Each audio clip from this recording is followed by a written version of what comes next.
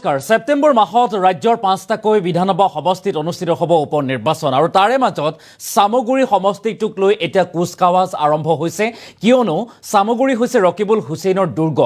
দুৰ্গ হিচাপে পৰিচিত আছিল ৰকিবুল হুছেইনৰ আৰু এই সামগুৰি এতিয়া কাৰ দখললৈ যাব বিশেষকৈ চকু পৰিছে কংগ্ৰেছ আৰু সমান্তৰালকৈ বিজেপিৰ ভাৰতীয় জনতা পাৰ্টিয়ে চকু দিছে সামগুৰি সমষ্টিত কিয়নো ৰকিবুলৰ দুৰ্গ খহাবলৈ এতিয়া বিজেপিয়ে হাতত কি পন্থা অৱলম্বন কৰিব কিন্তু তাৎপৰ্যপূৰ্ণভাৱে সামগুৰিত যিসকল সংখ্যালঘু ভোটাৰ আছে তেখেতসকলে বিজেপিক পৰামৰ্শ দিছে যদিহে সামগুৰি দখল কৰিবলৈ হয় তেনেহলে বিজেপিয়ে কিন্তু এগৰাকী হিন্দু প্ৰাৰ্থী পক্ষেপ কৰিব লাগিব কিয়নো সামগুৰিত ৰকিবুল হুছেইনক প্ৰত্যাহ্বান জনাব পৰাকৈ এগৰাকী সংখ্যালঘু প্ৰাৰ্থী নাই গতিকে বিজেপিয়ে এই পন্থা অৱলম্বন কৰক অৰ্থাৎ এগৰাকী হিন্দু প্ৰাৰ্থী পক্ষেপ কৰক সামগুৰিত আমি সবিস্তাৰে খবৰটো লৈ অহাৰ চেষ্টা কৰিম উপ নিৰ্বাচনত ৰকিবুলৰ দুৰ্গত সংখ্যালঘু ভোটাৰে বিচাৰে হিন্দু প্ৰাৰ্থী বিচাৰিছে এতিয়া সংখ্যালঘু ভোটাৰে ৰকিবুলক প্ৰত্যাহ্বান জনাবলৈ উপযুক্ত সংখ্যালঘু প্ৰাৰ্থী নাই সামগুৰিত আৰু স্থানীয় হিন্দু প্ৰাৰ্থী দিলেহে সামগুৰিত জয়ী হ'ব বিজেপি জয়ী হ'বলৈ হলে স্থানীয় হিন্দু প্ৰাৰ্থী দিব লাগিব সামগুৰিত আৰু সংখ্যালঘু প্ৰাৰ্থী দিলেই সামগুৰিত হিন্দু ভোটাৰ হেৰুৱাব বিজেপিয়ে উপ নিৰ্বাচনত হিন্দু প্ৰাৰ্থীৰ পক্ষত সামগুৰিৰ সংখ্যালঘু জনতা হিন্দু প্ৰাৰ্থীৰ পক্ষত আছে এতিয়া সংখ্যালঘু জনতা 10%ৰো অধিক সংখ্যালঘু ভোটাৰ আছে ৰকিবুলৰ দুৰ্গ সামগুৰিত আৰু সামগুৰিত শক্তিশালী সংখ্যালঘু প্ৰাৰ্থী নাই বুলি দাবী কৰিছে সংখ্যালঘু ভোটাৰে আৰু কি হ'ব এই নিৰ্বাচনী ফলাফল সংখ্যালঘুৰ পৰিৱৰ্তে হিন্দু প্ৰাৰ্থীক টিকট প্ৰদান কৰিলে 100% বিজেপি জয়ৰ দাবী কৰিছে এতিয়া সংখ্যালঘু ভোটাৰে 5 সমষ্টিত যেহেতু উপ নিৰ্বাচন হ'বলৈ গৈ আছে আৰু তাৰে মাজত চৰ্চাত আছে ৰকিবুলৰ দুৰ্গ হিচাপে খ্যাত সামগুৰি সমষ্টি চৰ্চাত বিজেপিৰ টিকট পাৰ প্ৰত্যাশী দুই প্ৰাৰ্থী দুগৰাকী হয়তো বিজেপিৰ দাবীদাৰ আছে চৰ্চালৈ আহিছে আন এগৰাকী অগপৰ প্ৰাৰ্থীৰ নামো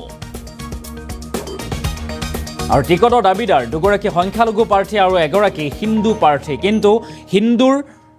প্ৰাৰ্থী বিচাৰিছে এতিয়া সংখ্যালঘু জনতাই উপ নিৰ্বাচনত ৰকিবুলৰ দুৰ্গত সংখ্যালঘু ভোটাৰে বিচাৰিছে হিন্দু প্ৰাৰ্থী বিজেপিক পৰামৰ্শ দিছে এক প্ৰকাৰে যাতে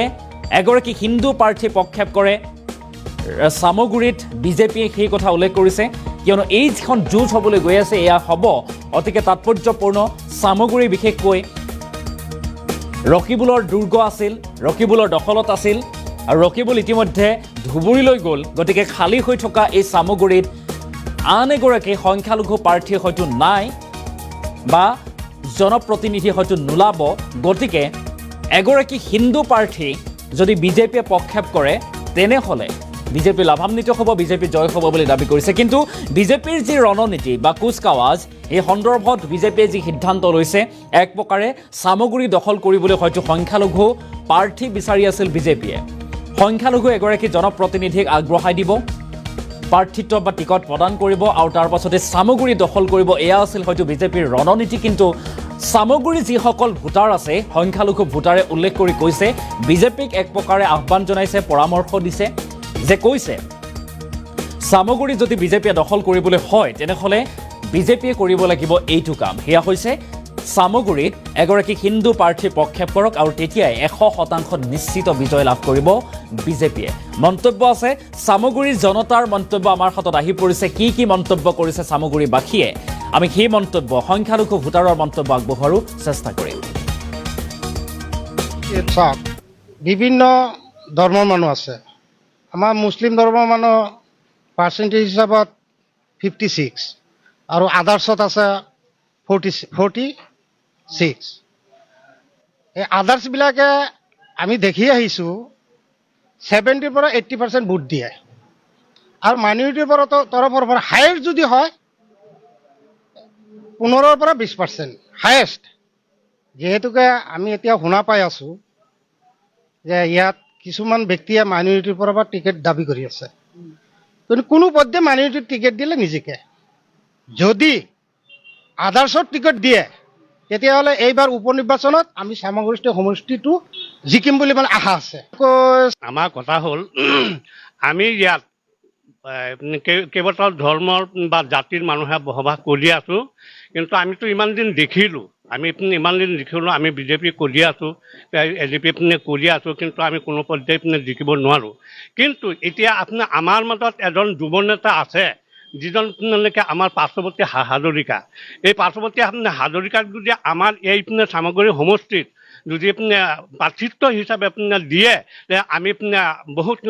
আশা কৰোঁ যে আমি পাছ কৰিম বুলি, আমি জিকিম বুলি আমি আশা কৰি আছোঁ। এতিয়া দলে সংখ্যালঘু বিচাৰিব পাৰে, দলে সংখ্যালঘু বিচাৰিলেই নহ'ব, কাৰণ আমাৰ প্ৰাৰ্থিত্ব হিচাপত যে খালি যে দলে বিচাৰিলেই হ'ব তেনেকুৱা নহয়। এই পাৰ্শ্বৱৰ্তী হাজৰিকাৰ ধৰক আমাৰ মুছলমান কওক, বঙালী মানুহ কওক, অসমীয়া মানুহ কওক, চবৰ লগতেই মিলিজুলি তেখেত সোমাব পাৰে, তেখেত তেনেকুৱা ক'ব পাৰে। সেইকাৰণে আমি এই পাৰ্শ্বৱৰ্তী হাজৰিকাক আমি বিচাৰোঁ। আমাৰ কথা হয়, চামগুৰিত আমাৰ উপ নিৰ্বাচন সমাগত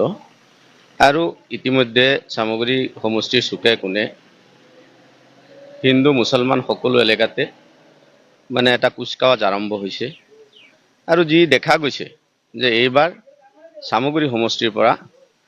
ৰকিবুল হুছেইনৰ যিটো দুৰ্গৰ পৰা কংগ্ৰেছ উৎখাত হ'ব আৰু আমাৰ বিজেপি ইয়াত প্ৰতিষ্ঠিত হ'ব। গতিকে যি দেখা গৈছে যে চামগুৰি সমষ্টিত এইবাৰ বিজেপিৰ ঢৌ বলি আছে। আমি আশা কৰিছোঁ যে সকলো জনগোষ্ঠীৰ মানুহ যেনেকৈ আগবাঢ়ি আহিছে, নিশ্চয় আমি এইবাৰ যদি ৰাইজে বিচৰা প্ৰাৰ্থী এজন আমাৰ ওপৰ মহলৰ পৰা দিয়ে, নিশ্চয় আমি ইয়াত ছাকচেছ হ'ব পাৰিম। চামগুৰি সমষ্টিত চাওক, বিভিন্ন ধৰ্মৰ মানুহ আছে। আমাৰ মুছলিম ধৰ্মৰ মানুহ পাৰ্চেণ্টেজ হিচাপত 56 আৰু আদাৰ্ছত আছে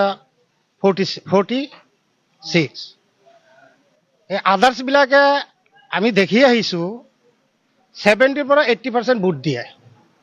আৰু মাইনৰিটিৰ পৰা তৰফৰ পৰা হায়েষ্ট যদি হয় 15% পৰা 20% হায়েষ্ট। যিহেতুকে আমি এতিয়া শুনা পাই আছোঁ যে ইয়াত কিছুমান ব্যক্তিয়ে মাইনৰিটিৰ পৰা টিকেট দাবী কৰি আছে, কিন্তু কোনো পধ্যে মাইনৰিটিৰ টিকেট দিলে নিজিকে। যদি আদাৰ্ছত টিকেট দিয়ে তেতিয়াহ'লে এইবাৰ উপ নিৰ্বাচনত আমি চামগুৰি সমষ্টিটো জিকিম বুলি মানে আশা আছে। আমাৰ কথা হ'ল আমি ইয়াত কেইবাটাও ধৰ্মৰ বা জাতিৰ মানুহে বসবাস কৰি আছোঁ, কিন্তু আমিতো ইমান দিন দেখিলোঁ, ইমান দিন দেখিলোঁ আমি বিজেপি কৰি আছোঁ, এজিপি কৰি আছোঁ, কিন্তু আমি কোনো পৰ্যায়ে জিকিব নোৱাৰোঁ। কিন্তু এতিয়া আমাৰ মাজত এজন যুৱ নেতা আছে, যিজন আমাৰ পাৰ্শ্বৱৰ্তী হাজৰিকা। এই পাৰ্শ্বৱৰ্তী হাজৰিকাক যদি আমাৰ এই চামগুৰি সমষ্টিত যদি প্ৰাৰ্থিত্ব হিচাপে দিয়ে, আমি বহুত আশা কৰোঁ যে আমি পাছ কৰিম বুলি, আমি জিকিম বুলি আমি আশা কৰি আছোঁ। এতিয়া দলে সংখ্যালঘু বিচাৰিব পাৰে, দলে সংখ্যালঘু বিচাৰিলেই নহ'ব, কাৰণ আমাৰ প্ৰাৰ্থিত্ব হিচাপত যে খালি যে দলে বিচাৰিলেই হ'ব তেনেকুৱা নহয়। এই পাৰ্শ্বৱৰ্তী হাজৰিকাৰ ধৰক আমাৰ মুছলমান কওক, বঙালী মানুহ কওক, অসমীয়া মানুহ কওক, চবৰ লগতেই মিলিজুলি তেখেত সোমাব পাৰে। হয়, চামগুৰিত আমাৰ উপ নিৰ্বাচন সমাগত আৰু ইতিমধ্যে চামগুৰি সমষ্টিৰ চুকে কোণে হিন্দু মুছলমান সকলো এলেকাতে মানে এটা কুচকাৱাজ আৰম্ভ হৈছে। আৰু যি দেখা গৈছে যে এইবাৰ চামগুৰি সমষ্টিৰ পৰা ৰকিবুল হুছেইনৰ যিটো দুৰ্গৰ পৰা কংগ্ৰেছ উৎখাত হ'ব আৰু আমাৰ বিজেপি ইয়াত প্ৰতিষ্ঠিত হ'ব। গতিকে যি দেখা গৈছে যে চামগুৰি সমষ্টিত এইবাৰ বিজেপিৰ ঢৌ বলি আছে। আমি আশা কৰিছোঁ যে সকলো জনগোষ্ঠীৰ মানুহ যেনেকৈ আগবাঢ়ি আহিছে, নিশ্চয় আমি এইবাৰ যদি ৰাইজে বিচৰা প্ৰাৰ্থী এজন আমাৰ ওপৰ মহলৰ পৰা দিয়ে, নিশ্চয় আমি ইয়াত ছাকচেছ হ'ব পাৰিম। হয়, চামগুৰিত আমাৰ উপ নিৰ্বাচন সমাগত